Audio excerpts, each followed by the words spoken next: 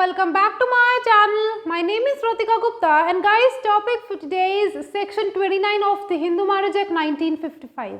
Guys, this is going to be our last lecture on the Hindu Marriage Act 1955 and after this we are completed with this series.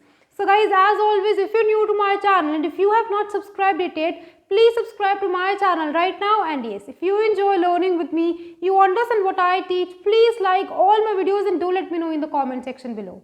So guys, let's get started with section 29 which talks about savings.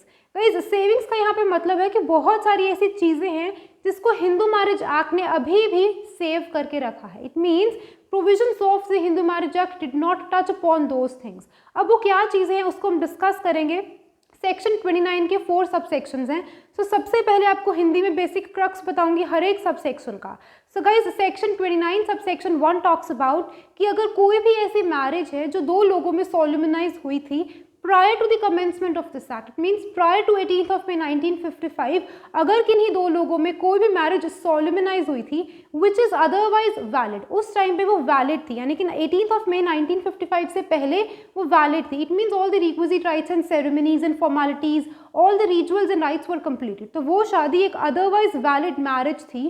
तो वो शादी 18th of May 1955 के बाद से invalid नहीं होगी only by reason of the fact कि जिन पार्टीज ने शादी करी थी वो सेम गोत्र या सेम प्रावरा से बिलोंग करते थे. इट मीन्स गाइज, कहीं ना कहीं this thing is reflecting upon sapinda relationship. हमें पता है कि सेक्शन 5 क्लॉज 5 बोलता है कि अगर कोई शादी स्पिंडा रिलेशनशिप में होगी तो वो शादी वॉइड होगी, वो नल एंड वॉइड होगी. लेकिन यहाँ पे सेक्शन 29 सब सेक्शन 1 ने इस चीज़ को सेव करके रखा है कि if that marriage is otherwise valid, जो कि सोलमनाइज हुई थी prior to 18th of May 1955, तो उसको हम इनवैलिड नहीं करेंगे only by reason of the fact कि parties to it belong to same gotra, यानी कि सगोत्र और सेम प्रावरा. कहीं ना कहीं है तो वो स्पिंडा रिलेशनशिप में, लेकिन वो शादी वैलिड रहेगी. दूसरा, अगर पार्टीज डिफरेंट रिलीजन्स को बिलोंग करते थे, हमें पता है कि हिंदू मैरिज एक्ट में जो लोग हिंदूज नहीं होंगे उनकी शादी क्या है, इनवैलिड है. लेकिन just because parties belong to different religions, different caste, लेकिन उनकी शादी was otherwise valid and solemnized prior to 18th of May 1955, तो उन मैरिजेस को हम सेव करके रखेंगे. उनको हिंदू मैरिज एक्ट का कोई भी प्रोविजन नल एंड वॉइड नहीं कहेगा. सो ये है आपका section 29 sub section 1 which says that a marriage solemnized between two people prior to commencement of this act which is otherwise valid shall not be deemed to be invalid or otherwise to have been invalid. It means ना तो वो आज invalid होगी और ना ही उसको कभी future में कोई invalid कहेगा, only by reason of the fact that parties to it belong to same गोत्र और Pravara or different religions or different castes. I hope आपको ये सब सेक्शन क्लियर हो चुका है. So guys, moving on to section 29 subsection 2 which talks about customary divorce. Divorce is nothing but dissolution of marriage. I hope आपको पता है. So customary divorce.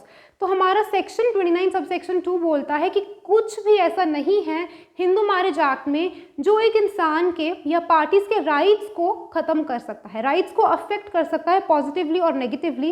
इन अ वे उनके rights को अफेक्ट नहीं करेगा. किस राइट को? Which is recognised by custom. अगर उनका कोई राइट है which is recognised by custom for dissolution of marriage, तो उसको हिंदू मैरिज एक्ट का कोई भी प्रोविजन टच अपॉन नहीं करेगा. Doesn't matter marriage was solemnized before और after the commencement of this act. I told you guys introductory lecture में मैंने आपको बताया था कि हिंदू मैरिज एक्ट में customs they still play a dominant role. बहुत डोमिनेंट रोल है कस्टम्स का. आपको पता है, मैंने रेफरेंसेस भी आपको उस टाइम पे दी थी कि सेक्शन 5 क्लॉज 4 एंड 5, हमें पता है कि सेक्शन 5 क्लॉज 4 एंड 5 बोलता है कि जो शादी स्पिंडास के बीच में हुई या with in degrees of prohibited relationship हुई वो मैरिजेस नल एंड वॉइड है. अनलेस अगर आपके कस्टम्स आपको अलाउ करते हैं तो आप ऐसा कर सकते हो. लेकिन सिर्फ और सिर्फ एक रिक्वायरमेंट होती है कि पार्टीज को कोर्ट ऑफ लॉ में जाके एफर्मेटिवली कोर्ट को सेटिस्फाई करना है कि ये हमारा कस्टम है, it is a usages and ये continuously without disruption since times immemorially चलता आ रहा है. वही कॉन्सेप्ट यहाँ पे है सेक्शन 29 सब सेक्शन 2.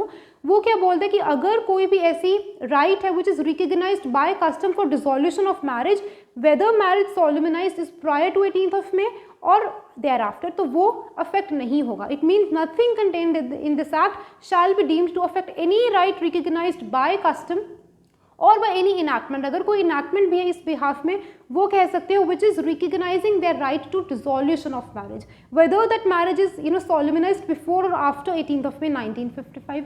सो यहाँ पे हमने कस्टमरी डिवोर्सेस को प्रिजर्व करके रखा है, सेव करके रखा है। उसके बाद गाइज सेक्शन 29 सब सेक्शन 3 क्या बोलता है कि अगर अब जब हिंदू मैरिज एक्ट नहीं आया था गाइज, तो इसका मतलब ये नहीं है कि ऐसे कुछ जो हम जो प्रोविजंस हिंदू मैरिज एक्ट में डिस्कस करते हैं related to judicial separation, related to restitution of conjugal rights, related to divorce, related to maintenance और नॉलिटी ऑफ मैरिज, इसका मतलब ये नहीं है कि हिंदू मैरिज एक्ट के आने से पहले लोगों को ये प्रॉब्लम्स नहीं थी। तो अगर लोगों को ये प्रॉब्लम्स थी तो उस टाइम पे कोई तो लॉ होगा in force in the territory of India at that time.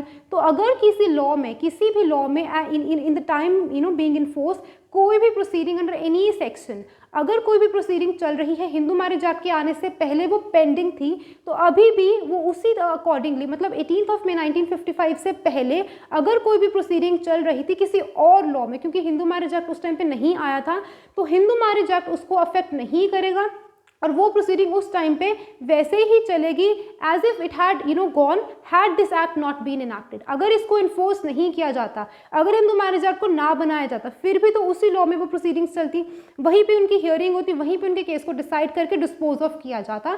तो वही लिखा है कि nothing contained in this act shall be deemed to affect any proceedings, किसी भी प्रोसीडिंग को आप अफेक्ट नहीं करोगे, हिंदू मैरिज एक्ट का कोई भी प्रोविजन उसको अफेक्ट नहीं करता, which is going on under any law for the timing in force in the territory concerning any proceeding, be it judicial separation, restitution of conjugal rights, nullity of marriage, dissolution of marriage, कोई भी proceeding है और वो उसी तरीके से continue होगी, उसी तरीके से डिस्पोज ऑफ होगी had this act not been enacted. अगर ये इनैक्ट ना होता फिर भी उसी लॉ के अंडर वो चलती और उसी लॉ में जहाँ पे वो पेंडिंग है उसी में उसको डिस्पोज ऑफ किया जाएगा।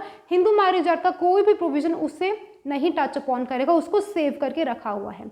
उसी तरीके से गाइज सेक्शन 29 सब सेक्शन 4 जो लास्ट सब सेक्शन है वो ये बोलते हैं कि अगर कोई भी मैरिज सोलिमनाइज हुई थी स्पेशल मैरिज एक्ट 1954 के तहत बिटवीन एनी टू हिंदूज। अब guys the point to be noted is that हमें पता है कि हिंदू मैरिज एक्ट में वही लोग शादी करवा सकते हैं जो हिंदूज हैं, लेकिन ये कहीं नहीं लिखा कि दो हिंदूज स्पेशल मैरिज एक्ट के तहत शादी नहीं करवा सकते। हमें पता है कि अगर वो हिंदूज हैं तो वो हिंदू मैरिज एक्ट के तहत करवा सकते हैं and provisions of Hindu marriage act shall be applicable to those parties. लेकिन अगर वो चाहते हैं तो वो अपनी शादी being Hindus, both of them being Hindus, वो स्पेशल मैरिज एक्ट 1954 के तहत भी करवा सकते हैं। There is no bar to it.